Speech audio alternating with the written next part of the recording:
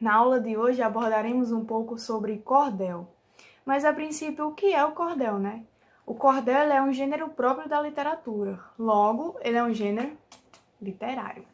Esse gênero, ele representa a cultura popular, tendo em vista que carrega abordagens como mitos, causos e histórias narradas pelo povo. São abordagens que vão compondo o imaginário popular.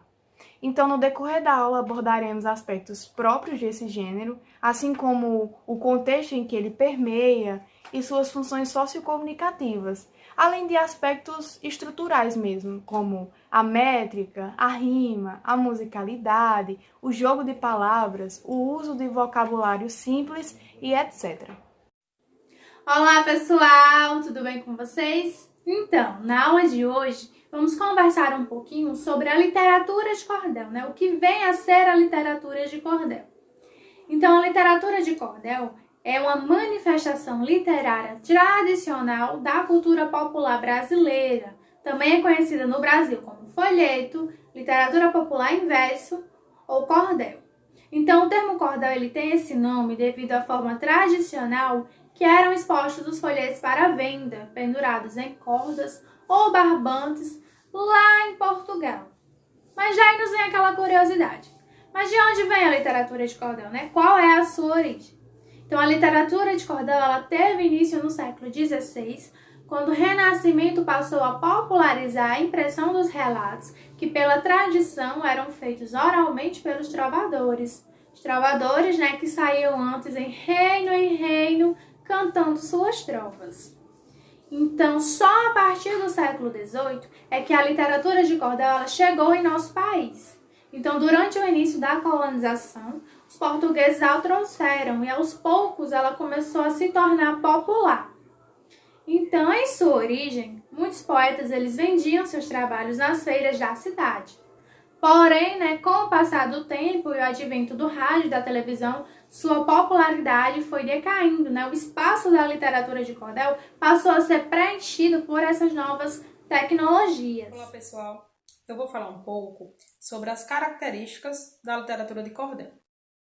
Bom, a literatura de cordel possui algumas características bem peculiares. Sua forma mais habitual de apresentação são os folhetos, que tradicionalmente são vendidos em feiras populares. Podem apresentar ilustrações feitas por estilogravuras. Uma de suas funções sociais é a de informar. Possui linguagem coloquial, ou seja, possui uma linguagem simples de fácil compreensão para a população em geral. Outra de suas características é o uso de humor, ironia e sarcasmo. As narrativas normalmente contam histórias fantásticas de personagens regionais ou situações do cotidiano.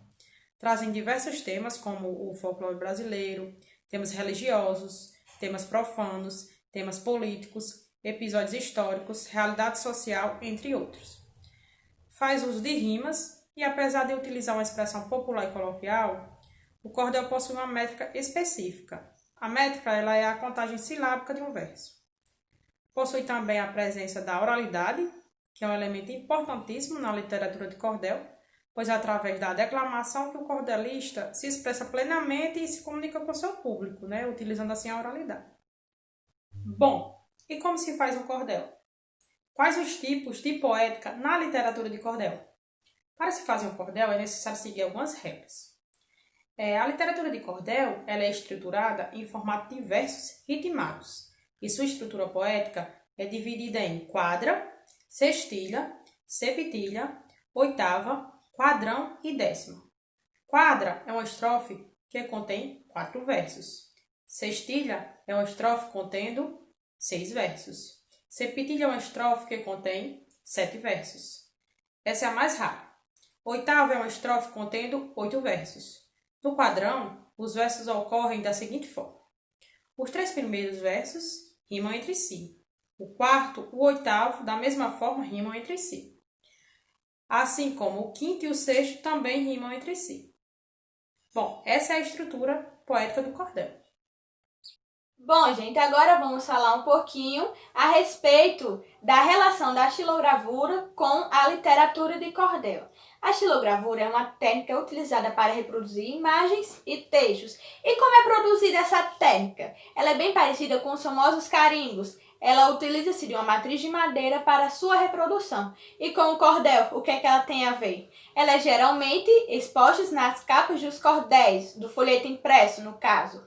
E acabou se tornando tão popular que podemos dizer que ela é indispensável nas produções dos folhetos.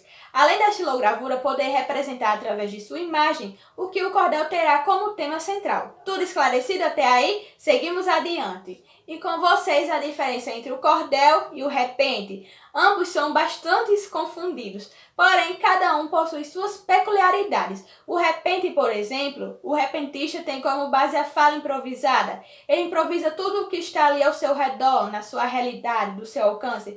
Exemplo disso pode ser o repente nas feiras, né? Ali ele vai fazer o repente com elementos daquele momento, além de ser acompanhado de instrumentos musicais. Já o cordel, os cordelistas criam uma poesia popular e é tudo minuciosamente pensado, não é algo do improviso que foi feito na hora. E tem como marca os traços da oralidade bem presente em seus folhetos. Então essas são as diferenças entre o cordel e o repente.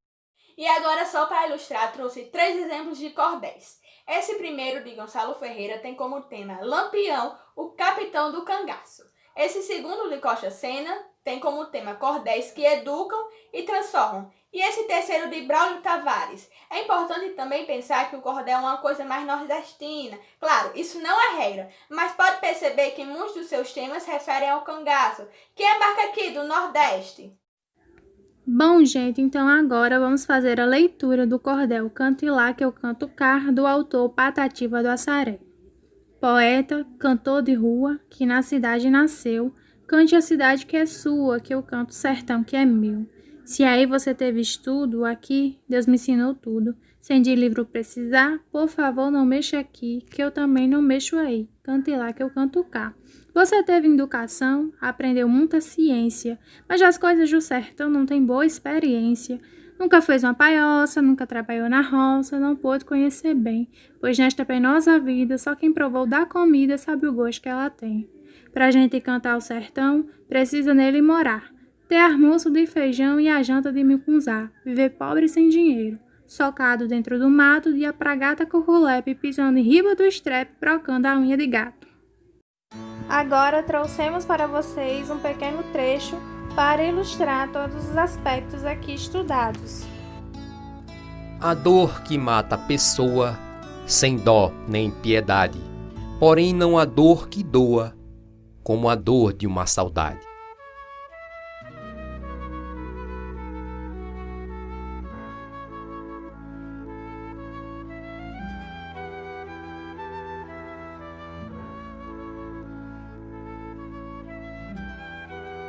Agora eu vou falar para vocês de uma curiosidade sobre a literatura de cordel. Vocês sabiam que a xilogravura foi usada por muito tempo para ilustrações em jornais? Pois é. Um exemplo disso é o jornal O Moçoroense do estado do Rio Grande do Norte, um dos mais antigos jornais em atividades no Brasil. Ele continha xilogravuras como vinheta e ilustrações, que eram elaboradas por seu dono, João da Escócia. E foi por causa disso que ele foi considerado o primeiro xilógrafo potiguar. Como uma das curiosidades desta aula, temos a ABLC, a Academia Brasileira de Literatura de Cordel. Fundada no ano de 1989, tem sua localidade no bairro Santa Teresa, no Rio de Janeiro. O presidente da instituição é Gonçalves Ferreira da Silva. A academia agrega cerca de 7.000 documentos que são despojados em livros, pesquisas e folhetos de cordel.